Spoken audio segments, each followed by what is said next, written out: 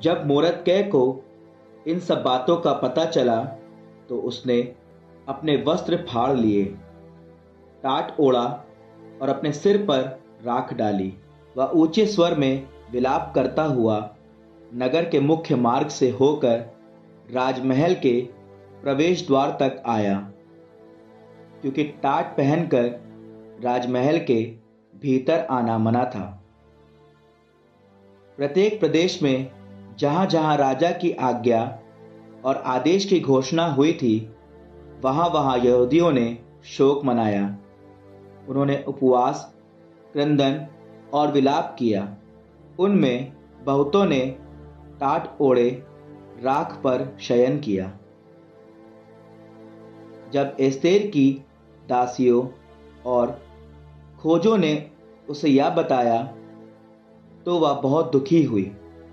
उसने मोरदकै को पहनने के वस्त्र भेजे, जिससे वह टाट उतार कर उन्हें पहन ले, परंतु उसने उन्हें पहनना स्वीकार नहीं किया। अब एस्तेर ने हताक नामक एक खोजे को बुलाया, जिसे राजा ने उसकी सेवा में नियुक्त किया था। उसने उसे मोरदकै के पास भेजा, जिससे वह पता लगाए कि मोरदकै ऐसा क्यों कर रहा है। हताक मोरदकै के पास नगर के चौक गया, जो राजद्वार के सामने था। मोरदकै ने उसे वह सब बताया जो उसके साथ हुआ था, और कि हामान ने यहूदियों का विनाश कर कितना धन राजकीय कोष में जमा करने का वचन दिया है। उसने उसे उस राजाज्ञा की प्रतिलिपि भी दी जो सूसा नगर में उनके विनाश के लिए प्रसारित की गई थी, और यह कहा कि वह उसे एस्तेर को दिखलाए और उससे अनुरोध करे कि वे राजा के पास जाकर निवेदन और अपने लोगों के लिए प्रार्थना करे। उसने कहा, अपना बचपन याद रखो, जब मैं तुम्हारा पालन पोषण करता था। हामान, जिसका स्थान राजा के बाद दूसरा है, हमारे विरुद्ध बोला और हमारा विनाश चाहता है। हताक ने आकर एस्तेर को वह सब बताया जो मोरदकै ने कहा था। एस्तेर ने हताक द्वारा मोरदकै को कहला भेजा। राजा के सब सेवक और राजा के प्रदेशों के सभी निवासी जानते हैं कि जो पुरुष या स्त्री बिना बुलाए राजा के भीतरी प्रांगण में प्रवेश करता है, उसके विषय में एक ही कानून है, अर्थात तत्काल उसका वध किया जाए।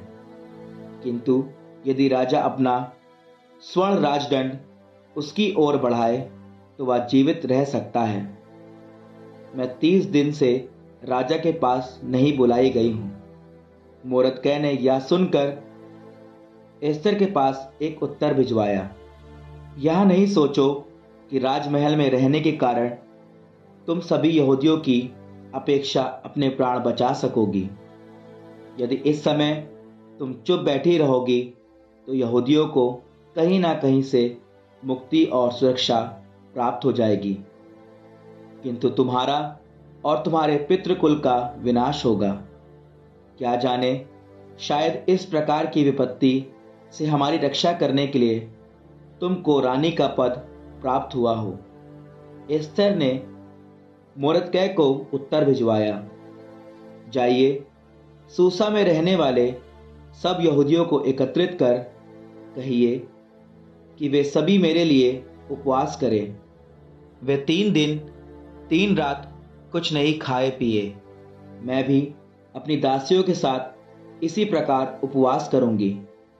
फिर मैं आज्ञा का उल्लंघन करते हुए राजा के पास जाऊंगी, और यदि मेरे भाग में मरना ही बदा होगा तो मर मिटूंगी। मोरदकै ने जाकर वैसा ही किया जैसा एस्तेर ने उससे कहा था। मोरदकै अपने वस्त्र फाड़कर और टाट ओढ़कर जनता के नेताओं के साथ प्रातः से संध्या तक मुंह के बल पड़ा रहा। उसने कहा, इब्राहिम, इसहाक और याकूब के ईश्वर तू धन्य है। प्रभु प्रभु, सर्वशक्तिमान अधिपति, सब कुछ तेरे अधिकार में है। यदि तू इज़राइल को बचाना चाहे तो तेरे सामने कोई नहीं टिकेगा। तूने आकाश और पृथ्वी बनाई और आकाश के नीचे सब आश्चर्यों को। प्रभु, तू विश्व का अधिपति है, तेरा सामना कोई नहीं कर सकता। प्रभु, तू जानता है कि मैं इज़राइल के कल्याण के लिए हामान के चरणों का तलवा सहज चूमने को तैयार हूं, किंतु मैंने ऐसा नहीं किया, क्योंकि मैं ईश्वर की प्रतिष्ठा की अपेक्षा मनुष्य की प्रतिष्ठा को अधिक महत्व नहीं देना चाहता था। प्रभु मेरे ईश्वर, मैं तुझको छोड़ किसी अन्य को दंडवत नहीं करूंगा। मैंने ना तो अभिमान से और ना नाम कमाने की इच्छा से ऐसा किया। प्रभु, प्रकट होकर हमारी सहायता कर। अधिपति इब्राहिम, इसहाक और याकूब के ईश्वर, अब अपनी प्रजा की रक्षा कर, क्योंकि हमारे शत्रु हमको मिटाना और तेरी विरासत का विनाश करना चाहते हैं। उस प्रजा का तिरस्कार ना कर जिसका तूने मिस्र से उद्धार किया है।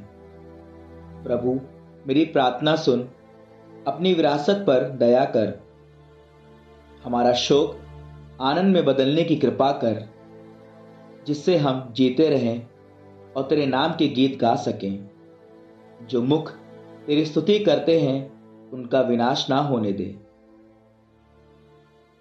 सभी इज़राइली भी सारी शक्ति से प्रभु की दुहाई देते थे, क्योंकि वे अपनी मृत्यु निकट समझते थे। रानी एस्तर ने भी मृत्यु के भय से पीड़ित होकर प्रभु की शरण ली।